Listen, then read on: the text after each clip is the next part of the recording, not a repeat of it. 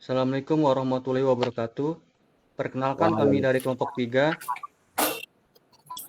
kelas 06 TPLE 019. Di sini kami ingin mempresentasikan hasil proyek web kami. Pertama, kami ingin memperkenalkan anggota-anggota kami. Dari urutan pertama yaitu ada Mugira Harjo, Maria Laura Isabella, Obay Sobarnas, Purnama Sari, Reza Akur Setio Anggoro, Ristin Ayu Ningrum, Ronald Sianipar, Syafiq Algipari, Valentino Liu, dan saya Wahyu Aji Dwi Pangestu. Untuk penjelasan pertama, di sini kami membuat aplikasi web Inventory Management System. Penjelasan pertama akan dijelaskan oleh Mas Mugira Harjo. Silakan, Mas. Jadi di dashboard itu menampilkan ada total barang, total stok, terus lalu ada stok minimum dan ada pending of name. Lalu di tampilan kirinya di situ ada dashboard, manajemen barang, stok of name, laporan stok dan stok minimum. Ya, oke. Saya Obay akan menjelaskan tentang tampilan daftar barang. Di sini ada nama barang, ada kode barang, ada kategori, satuan, harga beli, harga jual, stok, status, lokasi, dan aksi. Nah, di sini nama barang seperti ada kertas A4, ada keyboard Megasnial, laptop Asus, mouse wireless, printer, dan Canon. Di sini juga bisa diedit, bisa dihapus, apa dikasih catatan. Oke, baik. Terima kasih. Saya Syafiq Algipari, saya akan menjelaskan laporan tampilan pada laporan stok. Nah, di sini ada fitur filter. Nah, ketika dipencet fitur filternya, misalnya elektronik, nah dia akan keluar barang elektronik saja. Kayak ada keyboard, laptop, mouse, wireless, printer, dan lain-lain. Nah, ketika diubah lagi tampilan ke ATK, nah dia hanya keluar barang yang dari ATK aja, kayak kertas A4 itu. Nah, ketika diubah lagi ke furnitur, furnitur ini belum kita bikin stoknya ya, jadi nggak kelihatan di laporan stok ini.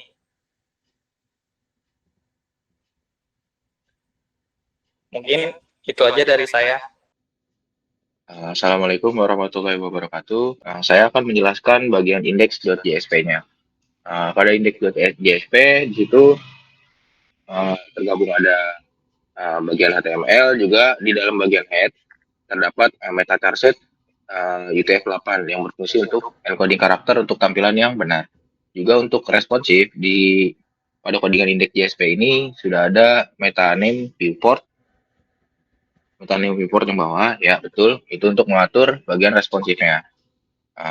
Lalu untuk ring href di bawahnya, itu sudah mengarah ke style CSS yang sudah dibuat. Lalu lanjut ke bagian div. Oke, ke bagian div, di situ kita punya container split, container bootstrap yang mengambil lebar penuh viewportnya. Jadi untuk mengatur bagian tadi yang mengatur bagian responsif. Juga div class untuk membuat baris dalam tata letak grid bootstrap. Juga pada web ini, pada aplikasi ini mempunyai sidebar dengan aturan menempati 3 kolom pada layar tengah dan juga 2 kolom pada layar besar. Lalu ada main kontennya. Main kontennya menggunakan main class kolom MD9, MS Auto, Call, LG10, menempati sisa kolom pada layar menengah dan 10 kolom pada layar besar. Oke, lanjut ke struktur sidebar. Struktur sidebar, di sini kita punya sidebar sticky Ini diambil dari CSS juga ya. Jadi ambil kelas sidebar sticky. Nah, ini ada sidebar header ya. Sidebar header di bawah main header. Itu lalu dilanjut dengan ada functionnya yaitu manajemen barang. Nah, kita lanjut ke struktur konten utama atau main kontennya. Main konten di bagian dashboard, terus itu di main konten ini terdapat bagian-bagian konten utamanya yang berisi ada welcome section, yaitu bagian sambutan yang di dalamnya terdapat kartu sambutan, juga quick start yaitu 4 card informasi yang menampilkan ringkasan fungsionalitas seperti barang, stock of name, laporan, alert dengan icon dan deskripsi yang singkat. Ke menu utama ada card juga di situ menampilkan daftar tautan yang mengarahkan ke fitur seperti manajemen barang, stock of name, dashboard, dan laporan dengan icon-icon dan deskripsi yang lebih detail. Oke, kita lanjut ke script JavaScript. JavaScript di bawah itu dia memuat file JavaScript eksternal, yaitu Bootstrap ya, npm Bootstrap. Itu untuk memuat komponen-komponen JavaScript kayak Popper.js untuk tooltip dan popovers dari JDN. Jadi ini online ya. Kemungkinan buat index.js ini juga mendukung fungsionalitas dari tambahan pada halaman-halaman ini. Secara keseluruhan halaman ini dirancang sebagai terbuka yang mudah digunakan untuk mengelola inventaris dengan navigasi yang jelas dan akses cepat ke fitur-fitur yang penting. Sekian dari saya. Assalamualaikum warahmatullahi wabarakatuh. Halo, perkenalkan nama saya Ronald Siap Ninipar. Di sini saya akan menjelaskan struktur dari project Java NetBeans ini. Yang pertama itu ada web page, di dalamnya ada meta env, web env juga ada lagi. Lalu ada CSS, JS, dan index.jsp. Yang paling penting itu di Java Web yaitu meta env context XML. Apa sih context XML itu? Context XML file konfigurasi yang disimpan di Java Web untuk definisikan pengaturan khusus yang berkaitan dengan konteks aplikasi. Biasanya digunakan untuk konfigurasi sumber daya seperti database, environment variable, dan pengaturan lainnya yang relevan untuk konteks aplikasi ini.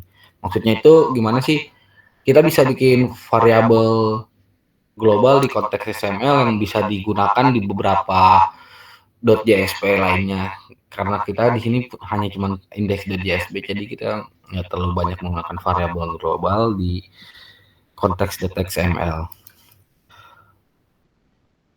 Lalu ada yang namanya web.xml di dalam web env. Apa sih web XML itu? XML file konfigurasi untuk ngedefinisiin servlet, filter, listener, dan mapping URL.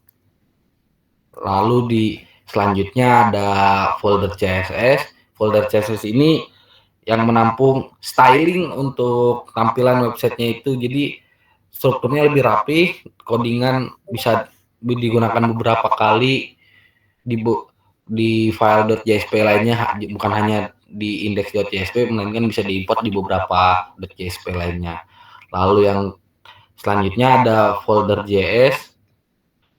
Di sini kita sama seperti file CSS, kita buatnya terpisah agar bisa, tujuannya pertama OOP yaitu Object Oriented Programming. Jadi kita bisa gunain di semua .jsp yang kita miliki seperti itu agar lebih rapi lagi strukturnya. Lalu yang terakhir index.jsp. Nah, index.jsp ini nih yang biasanya kita lihat sebagai tampilan utama dari sebuah website Java yang telah kita buat. Seperti itu. Sekian dari saya, Ronald Senipar. Oke, cakep. Perkenalkan, saya Valentino Liu. saya akan menjelaskan struktur dan fungsi dari tabel di database yang ada di MySQL menggunakan SMPP ini. Jadi di sini ada di inventory DB ada ID, kode barang, nama barang, kategori, satuan, harga beli, harga jual, stok minimum, stok aktual, lokasi penyimpanan, keterangan, created art, update art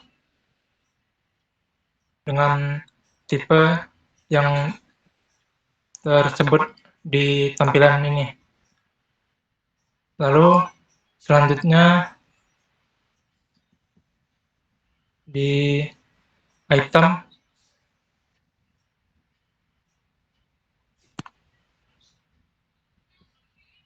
di sini ada ID, kode barang, nama barang, kategori, satuan, dan harga beli, harga jual, stok minimum, lalu stok aktual, lokasi penyimpanan, keterangan, create art, update art.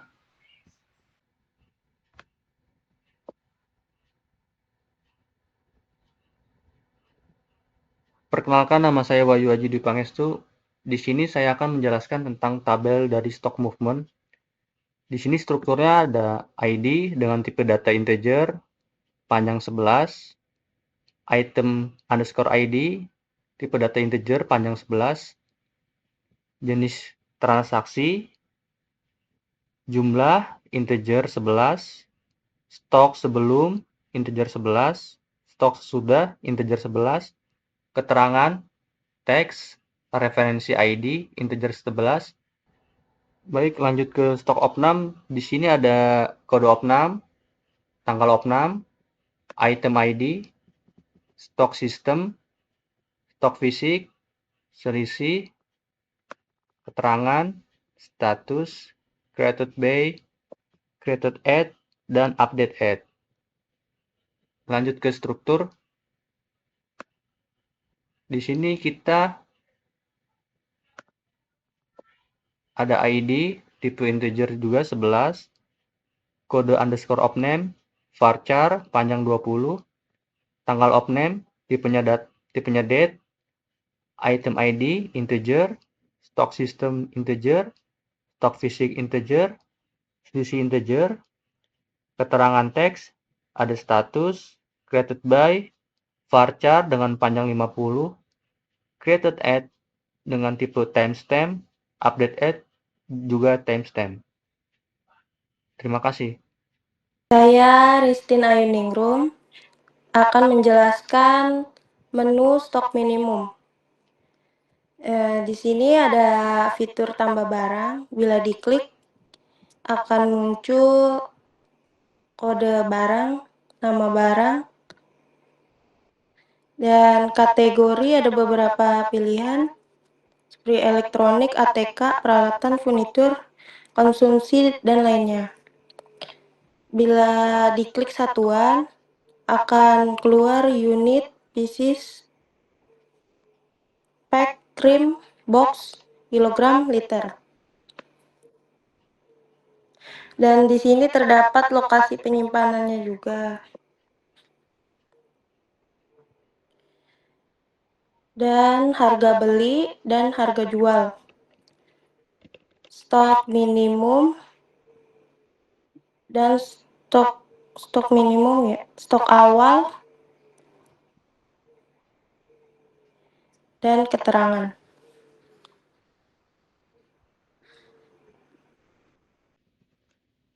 Oke, selamat malam. Saya Maria Laura. Dengan ini menjelaskan perihal tools yang digunakan. Tools yang digunakan itu SMPP. Yang perlu diklik itu apa aja? Itu ada Apache. Apache itu diklik dulu sampai hijau. Setelah itu klik MySQL.